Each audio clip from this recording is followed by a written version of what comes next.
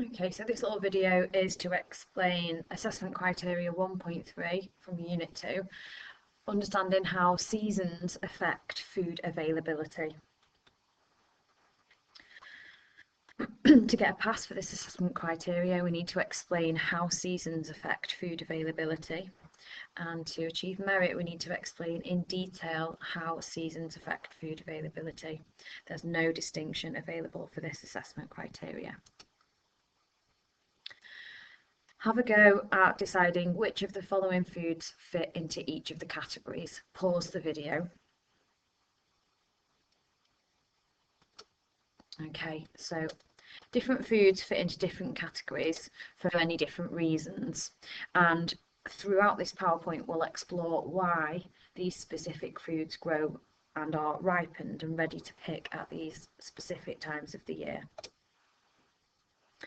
So our first overarching question is, why does food that is available change with the seasons? So thinking about each month, each season in turn, we start with winter.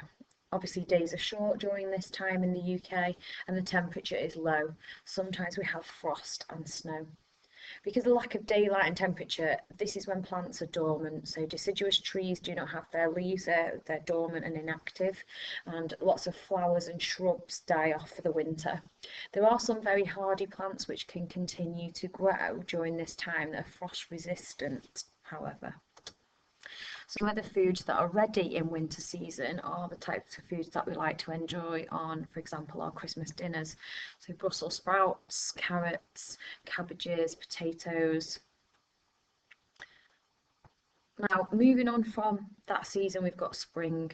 This is when nature sort of comes back to life as the days get longer and the temperature increases. Frost and snow become rarer.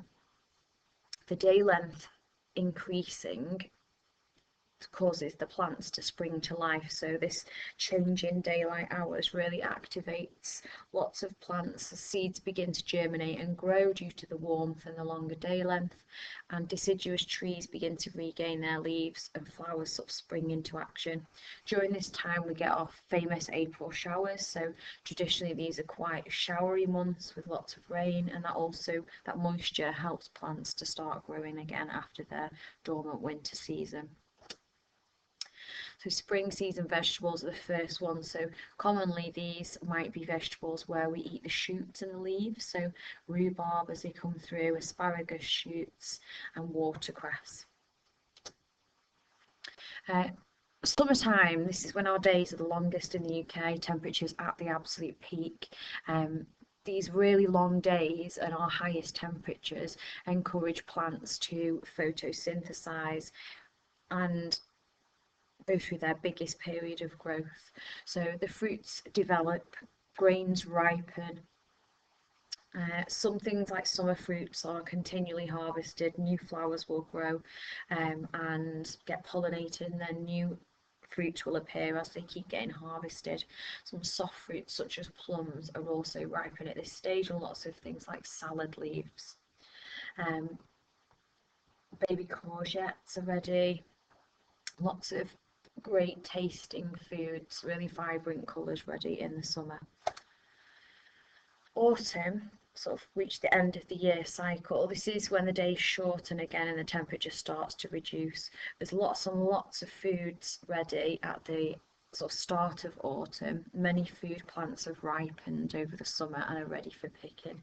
So the fruits, which are quite large, so take a long time to develop, things like pumpkins, apples, are ready at this time. Grains such as corn will be harvested at the very start of the autumn season. Okay, so what is the definition of a seasonal food? Seasonal foods are foods which are available in the UK, ripe and ready at a particular time of the year. This is when the food is at its best in terms of flavour, because obviously it has been recently picked, the fact that there's plenty of it available, and also the nutritional value of the food. Because it has been recently harvested, it means it's at its absolute peak for nutrients, particularly things like vitamins A and C in brightly coloured fruits and vegetables. Local and seasonal food, when it is available, is fresher and also cheaper. And environmentally, the benefits are that there's been less travel and storage between the food being harvested and it being eaten, thereby reducing the carbon dioxide emissions and the food miles that the food has undertaken on its journey to your plate. A quick opposing definition: what aren't seasonal foods? Many foods are available all year in the supermarkets, however, that doesn't mean they're seasonal. This simply means that they have been imported from other countries. Examples, amongst many, many others, would be that in the winter, we can't grow tomatoes here in the UK, but we would usually import them from countries like Spain. Potatoes potentially may be imported when they're out of season from places like Egypt. And obviously we've got all the tropical fruits which we can never grow here in the UK and are always imported, things like pineapples, mangoes, avocados. So seasonal food should be chosen for a number of reasons, but again we'll revisit this. The nutrients and flavour are at their absolute peak when they are recently picked, fresh, and have been transported and stored for just very short periods of time. So not only are they tastier, but they are also healthier, and because of the reduced carbon emissions, they are better for the environment. However, it isn't just fruit and vegetables which have seasons. Fish and seafood have also got seasons. The reason for this is to sort of maintain the sustainability of our fish stocks, and the Marine Stewardship Council advise only eating wild fish outside their breeding season and those that are within certain correct size parameters for that particular fish species. They've got lots of information on their website, and there's a table that shows you what fish is in season and when it's sourced from around the UK. Game and wild meat also have seasons. There's open season and closed season. Open season is when they're allowed to be hunted. This is usually during the winter, and this is when those animals are not rearing their young, but the dates are different for each species. So closed season is when hunting is forbidden for that species of animal, and this is when the animals are raising their young.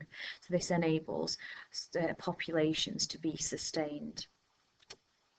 And again, there's a table provided by a wild meat supplier, which just gives the details of the different seasons for each animal. Lots of further reading references here, and just thanks to the British Nutrition Foundation for some of the slides within the PowerPoint as it's been adapted from one of their resources published on their website. Thank you very much.